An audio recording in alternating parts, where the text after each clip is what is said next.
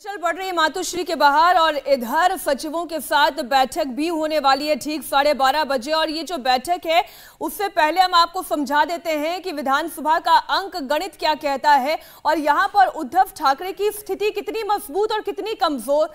सीधा चलते हैं प्राची के पास। जी प्राची बताएं। बिल्कुल, देखिए मीनाक्षी, हलचल तेज है, लेकिन इस बीच अपने दर्शकों को हम बार बार ये समझा रहे हैं कि कैसे किसका जो पक्ष है वो मजबूत नजर आ रहा है। और सबसे पहले हम बात कर रहे हैं देवेंद्र फडणवीस की कि कैसे वो अब मजबूत होते हुए नजर आ रहे हैं, क्योंकि जो 2019 का चुनाव हुआ था उसमें बीजेपी सबसे बड़ी पार्टी बनकर उभरी थी। तो बीजेपी के पास अपने 106 विधायक तो है ही, अब जो होटल में बागी विधायक है उनका भी समर्थन मिल रहा है और बागी विधायकों की संख्या बढ़कर 42 हो गई है। इसके अलावा आरएसपी का एक विधायक है, बीवीए के 3 विधायक हैं, जेएसएस का 1 विधायक है, एमएनएस का 1 विधायक, रवि राणा जो निर्दलीय विधायक हैं वो समर्थन दे रहे हैं और निर्दलीय 9 विधायकों का समर्थन भारतीय जनता पार्टी को हासिल है। अब 164 हो जाती हैं ये कुल, अगर विधायकों की संख्या अगर हम मिलाते हैं तो ये 134 हो जाती है। अब आपको दोनों का कंपैरिजन हम दिखा रहे हैं कि कैसे उद्धव ठाकरे अब संकट में फंसते हुए नजर आ रहे हैं, क्योंकि शिवसेना के पास अपने 55 विधायक थे लेकिन 42 अलग हो गए हैं, संख्या केवल 13 बचती है। एनसीपी के 53 विधायक उनके साथ हैं, कांग्रेस के 44, समाजवादी पार्टी के 2 विधायकों का समर्थन प्राप्त है,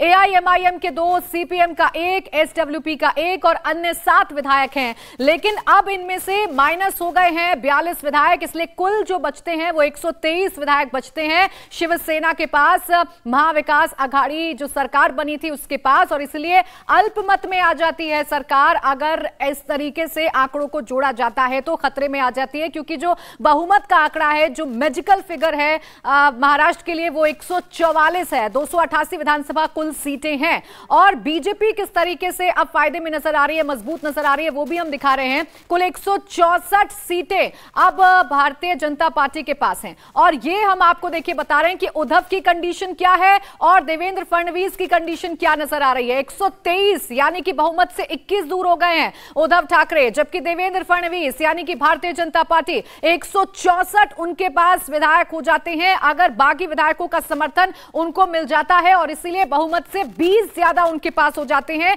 क्योंकि बहुमत का जो आंकड़ा है वो है 144। अब शिवसेना यानी कि जो महाविकास आघाड़ी सरकार बनी थी वो कैसे पीछे छूट रही है, संकट उस पर कैसे है वो आप देख लीजिए। बहुमत से 21 दूर हो गए हैं, क्योंकि अगर 42 विधायकों को आप घटा दीजिए तो 123 का आंकड़ा कुल बचता है इस पूरे गठबंधन के पास, क्योंकि 55 में से शिवसेना के कुल 55 विधायक थे, उनमें से 42 विधायकों के अभी तक बागी होने की खबर सामने आ चुकी है और ये आंकड़ा लगातार बढ़ता हुआ नजर आ रहा है। इसलिए 123 कुल बचते हैं अब इस पूरे गठबंधन के पास, और इसीलिए कहा जा रहा है कि सबसे बड़ा संकट फिलहाल महाविकास आघाड़ी सरकार पर है, यानी कि शिवसेना पर है, उद्धव ठाकरे पर है, और इसीलिए इन आंकड़ों के जरिए कहा जा रहा है कि ऐसे गिर सकती है सरकार।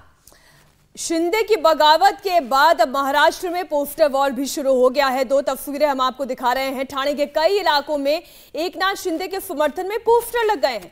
ये बैनर पोस्टर शिंदे के समर्थकों ने लगाए हैं और जवाब में उद्धव ठाकरे के समर्थकों ने भी पोस्टर लगाए, होर्डिंग्स लगाए। उद्धव के समर्थन वाले होर्डिंग्स उनके घर मातोश्री के बाहर लगे हुए हैं। ये 2 तस्वीरें आप देखें, एक गुट वो है जो उद्धव ठाकरे के साथ है, एक गुट वो है जो एकनाथ शिंदे के साथ है। फर्क इतना है कि उद्धव ठाकरे के साथ शिव सैनिकों का यानी ग्राउंड कार्यकर्ताओं का समर्थन तो हो सकता है, लेकिन विधायकों की बड़ी संख्या इस वक्त एकनाथ शिंदे के समर्थन में है जो गुवाहाटी में मौजूद है। आप एक छोटी सी रिपोर्ट देखिए इस पर। सर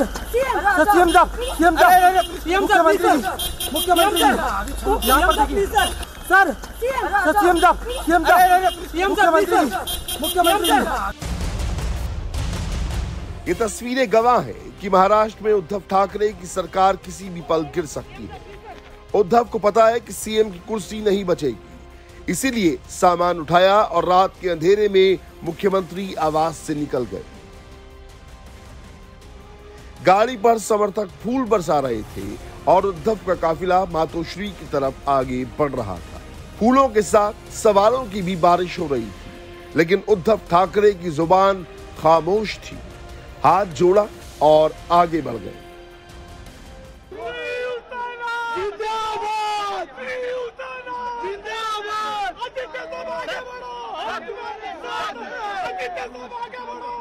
क्या कहना चाहेंगे? कहीं ना कहीं लग रहा है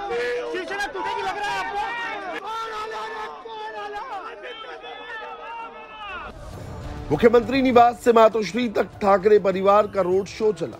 समर्थकों का उत्साह देखकर उद्धव भीड़ के बीच पहुंच गए और आदित्य विक्ट्री साइन दिखाकर कार्यकर्ताओं का उत्साह बढ़ाने लगे।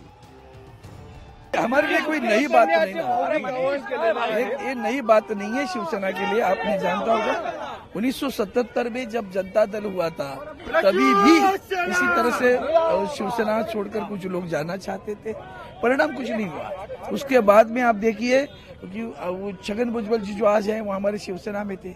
1992 के दरमियान उन्होंने छोड़ी थी, 95 में तो हम सत्ता पे आ गए। फिर तो ये होता रहता है राजनीति में। आगे की राह सर कैसी होगी, आप लोगों ने क्या सोचा है sir? Wait and watch, things हो जाएगा, things will be sorted out. Phoenix की तरह दोबारा खड़ी होगी शिवसेना सर? बिल्कुल बिल्कुल बिल्कुल बिल्कुल। महाराष्ट्र का सियासी समीकरण पल पल बदल रहा है। उद्धव सेना लगातार कमजोर पड़ती जा रही है, शिंदे सेना की ताकत बढ़ती जा रही है। महाराष्ट्र की राजधानी मुंबई है, लेकिन पावर गेम गुवाहाटी से चल रहा है। शिवसेना के 4 और विधायक बागी हो गए हैं। शिवसेना के कुल बागी विधायकों की संख्या 42 पहुंच चुकी है। उद्धव के साथ अब सिर्फ 13 विधायक बचे हैं। महाराष्ट्र का ताजा सियासी समीकरण समझिए, आंकड़ों की जुबानी जानिए कि कैसे उद्धव की सरकार का गिरना तय माना जा रहा है। उद्धव ठाकरे के साथ शिवसेना के 13, एनसीपी के 53, कांग्रेस के 44 और अन्य 13 यानी कुल 123 विधायकों का समर्थन हासिल है। फडणवीस के साथ बीजेपी के 106, शिवसेना के 42 बागी और अन्य 16 यानी कुल 164 विधायकों का समर्थन हासिल है और बहुमत के लिए चाहिए 144 यानी उद्धव की सरकार गिरनी तय मानिए।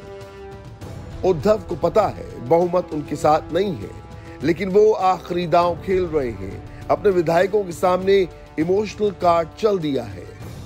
समोर यायचं आणि सांगायचं की उद्धवजी तुम्ही कारभार करायला नालायक आहात, हे कोविडच्या काळातले टॉप 5 वगैरे सोडून द्या, आम्हाला तुम्ही मुख्यमंत्री पदी नको। ठीक आहे, चला मी उठतो।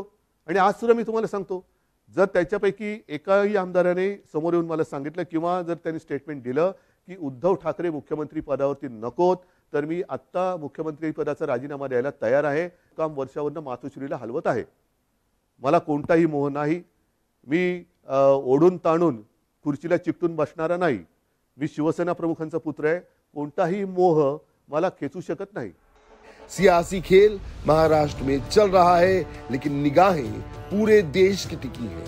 कई सवाल सामने खड़े हैं। पहला सवाल, अब उद्धव ठाकरे का अगला कदम क्या होगा?